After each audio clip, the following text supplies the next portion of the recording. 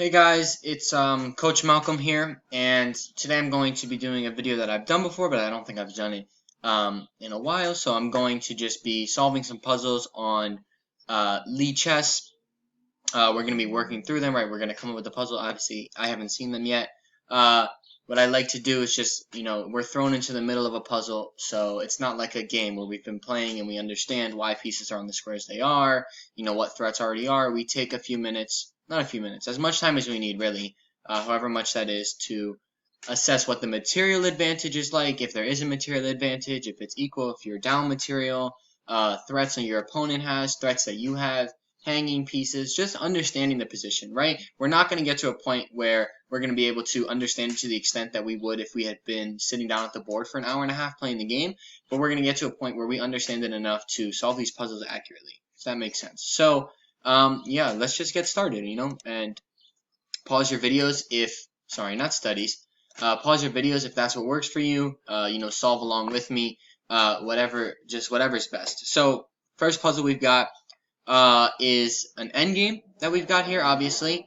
It looks like we are up 2 pawns. We're not up 2 pawns. We have two more pawns than our opponents, but they have 2 pieces, right? So we're down, definitely down material. They have 6 points for our 2 points. So we're down 4 points, but it looks like we might be able to do something here, particularly because these are pass pawns, and they're not, sorry about that, guys, they're not pass pawns on, like, the 2nd rank. These are pass pawns on the 4th rank, and particularly on the 6th rank, meaning they're really close to promoting. Another thing I think that is really important to notice about this position is this bishop on g7. Yes, black is up a piece, but this bishop is not in a good spot, right? We have a really great pawn structure here, not just because it stays away from this light square bishop and is hard to attack, but it is hard to attack because this black square bishop is blocked in by this e5 pawn. It's hard for it to get out. If it goes to h6, it's still blocked in. Maybe black's idea would be to play pawn e6, then bishop f8, and then it's still, not the easiest thing to get out. I guess they have to go to a3, and then it's just they have to work their way around this a bit. That's my point. E6, bishop f8, bishop a3, bishop c1, bishop e3, bishop g1. That is such a long journey just to get to the bottom of our pawn chain. So this pawn chain is super strong. So we're just dealing with this bishop here. My first instinct, of course, and maybe some of you guys have thought of this too as well, is we're just gonna, it looks like we're gonna push this pawn because this black bishop is gonna have so much trouble getting out. But I just want to be sure. So if we push the pawn, e6 is the best idea, right? They're gonna try and get that bishop out. a6, I would almost assume black is gonna take, and when we take, yeah, guys, this has to be the answer because another incredible thing is that this bishop can't even get to d6 because of our pawn right here, right? So it wants to get to d6 to stop this BA promotion. Can't do that because of the pawn. And it looks like if we play a5, f6, a6, takes, pawn takes, it's still too late. So guys, I know I'm going very in-depth, but I just want to be pretty methodical, accurate with these calculations. So they're trying to play g5 quite obviously to, we didn't look at this, but they're trying to play this to go after the f4 pawn so they can dismantle the e5 pawn, but I think we'll just be able to take back. So I'm going to continue with a6, takes, and we don't want to take because then they take, and this bishop would stop here. So I think we're going to take back with our pawn, protect that e5 square. We'll take this bishop here, bishop h6, b7, bishop takes, queen. They are not going to get there in time, guys. So we queen, and this should be the end of the puzzle. Yeah, and we're up a queen. Is it the easiest win you've ever seen? Is it a king and queen checkmate caliber mate? No, it's going to be a little trickier than, but we're definitely going to be able to win this game. All right, let's continue. White to move again. We've got a middle game now. There's a lot more to think about. 3 pieces for 3 pieces. So the piece material is equal 2, 4, 6 pawns, 2, 4, 6 pawns. All right, material in terms of pawns is equal. What is black's primary threat right here? Well, they've got 3 attackers on my knight, and I've only got 1 defender. So that's the first thing I'm noticing. I'm also noticing they just have an attack building on the c file, but I also do have my bishop on c3. So it's not like I'm in the most urgent trouble, but I do need to either get this knight to safety or have, a very large attacking plan that's going to be worth losing it. So I am noticing as well, not that this is an open file, but that I got my rook, my queen lined up. Maybe h5 would be coming if this was a real game. Pawn takes f5, interesting idea as well. Pawn takes f5 doesn't look like the answer to me here because then they would take our bishop, and they're going to be able to protect themselves even after pawn takes g6, pawn takes h5. It's an attack for white, definitely. You're not going to refute that, but I don't think that is really going to be worth it. So the question becomes, you know, what are we doing with this knight, or what is our plan going forward? And we are looking for tactical ideas. Another thing that I'm noticing is, you know, the rook is attacking this bishop, the knight is guarding the bishop, and our bishop is attacking the knight. So it's interesting to see how pieces are connected, right? And you know, I mean by that, you know, exactly what I'm talking about, right? Pieces are connected. The rook is technically connected to this bishop, we could say, linked to it in the sense that the bishop attacks the knight guards the bishop, the rook attacks the bishop. So I know that's kind of a long chain, but that's sort of what I'm thinking through here. So this puzzle looks definitely a little trickier than the last one. I've said in the past that Lichess can sort of, you know, sometimes you'll get an easy puzzle or a relatively easy puzzle like the one we had last time. Sometimes just a little bit trickier stuff. So in this position, we can look at this move. Bishop takes f6. Bishop takes f6.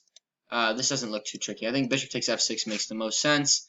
If bishop takes c4, we can play bishop takes back, check, queen takes, bishop takes e7 will win a piece. And if bishop takes f6, rook takes f6, rook takes d5. All right, and I'm not worried about, well, that's interesting. We do have to just be aware of a queen c2, queen c1 checkmate. So bishop takes f6. Right, so I don't think we need to, because bishop takes f6, bishop takes back, rook takes d5. The queen can't take on c4, and there's no queen c2 threat because the knight's in the way.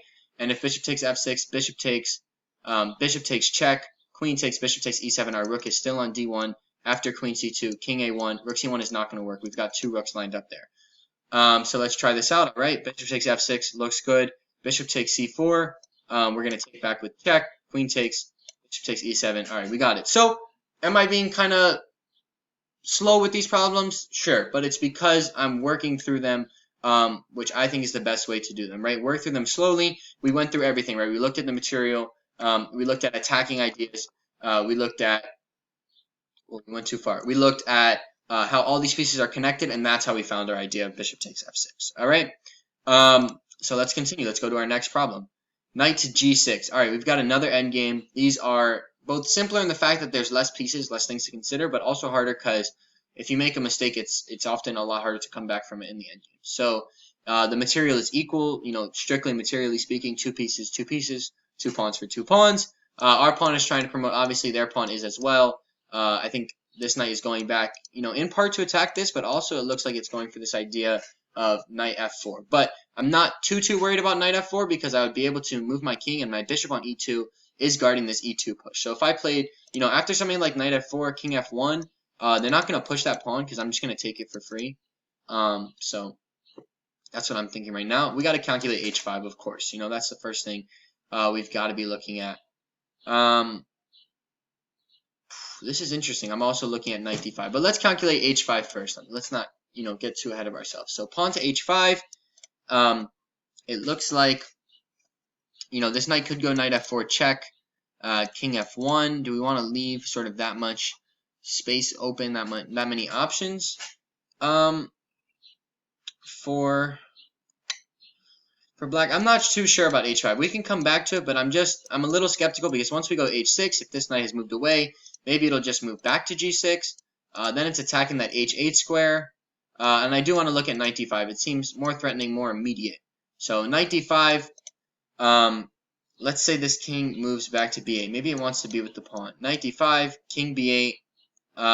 Then if we push the pawn, that's kind of interesting. The knight's not going to go to f4 there. It looks like we're going to take on e3. That just looks better to me. Knight d5. King goes back to b8. If we take on b6 is another option. Pawn takes back. We're not going to be able to push that pawn. I don't really like that variation too much.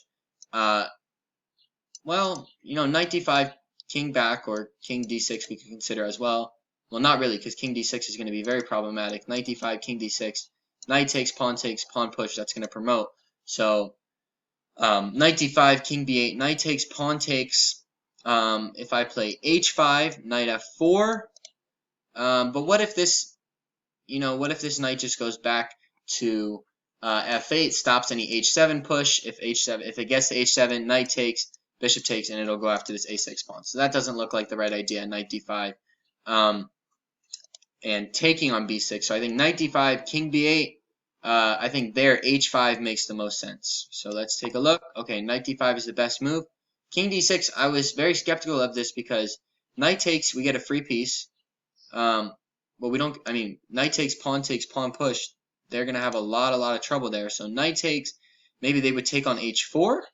But then it looks like after knight c8, we would get this pawn, and that doesn't look too good for black. So knight takes.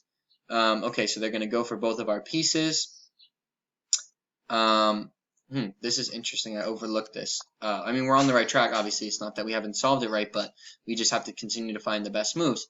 King c5, the point is they're attacking both our pieces. But I think after bishop d3, we're going to... Well, no, bishop d3, we're going to get put in check. We're going to lose that piece. So we got to acknowledge that. Same thing if we try and go after this knight. It looks like we'd be put in check. You want to go king f3. You can't take the knight because then the pawn pushes. Sometimes these things are hard to follow, guys, but I'm not going to make the move because then we get the problems wrong, right? And that's not what we want to be doing. Knight c8, something like knight c8 doesn't look too good. King's going to take on b5. Knight takes. This is just a little bit tricky, I would say.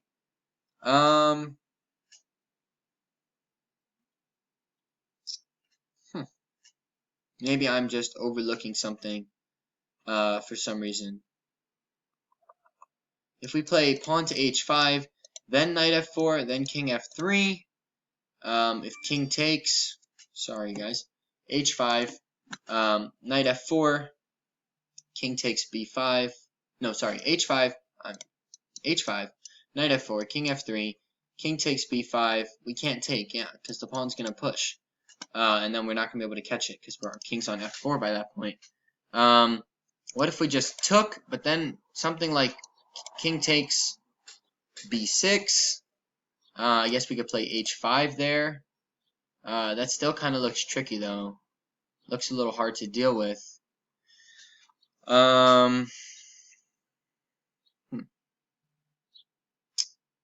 Give me a second. Maybe you guys have found it already. Maybe I am just, sometimes it can just be easy to overlook things that you're not really.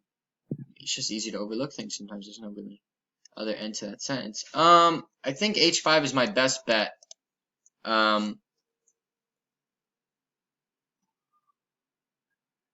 maybe bishop d3 is the answer. And if king takes, bishop takes g6 will definitely win. But if bishop d3, knight f4, king takes e3, and it looks like, if knight takes, okay, this is looking better. So bishop e6, if knight f4, king takes e3, knight takes d3, king takes, pawn push, we're going to make it. So I'm going to try this bishop d3 move. Okay, perfect. So we got it, bishop d3. See, it took a little, I had a bit of a moment where I needed to take a step back, look a little longer.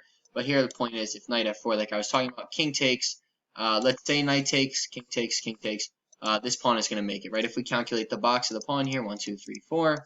1, 2, 3, 4. Sorry, the king is not in this box, especially once we push. And we're just going to get to promote. This is not going to, I mean, we don't have to really even play this out. This is a win. It's interesting, there's another variation. It says knight g2 is the best move, trying to go for this pawn. King up. If knight takes, we're just going to head right on over here. This king can't get to a6, particularly because b6 is guarded by the knight and b5 is guarded by the bishop. It could try going around, but we're also just guarding it. This is just completely winning for white. The black knight is just way too far away to even help out. And even if it could and sack for this, you could check out my video on bishop and knight checkmate to know how to win that endgame. But alright, I'm going to end the video off here. We got some puzzles in. My point is, if you're having trouble solving puzzles, hopefully these videos are more of a guide. Take a second, assess the position. Don't just jump right in and look at everything and try to look for all the forcing moves right away. Forcing moves are great to look for. I'm not saying you shouldn't look for those. Take a moment, though. Assess the position. Look at the material. Look at the attacking ideas, the hanging pieces, forcing moves. And I just think you're going to have a better success. And I hope to see that in your games. And, because tactics and puzzles are reflected in your games as well. So I will see you guys for my next video. Bye.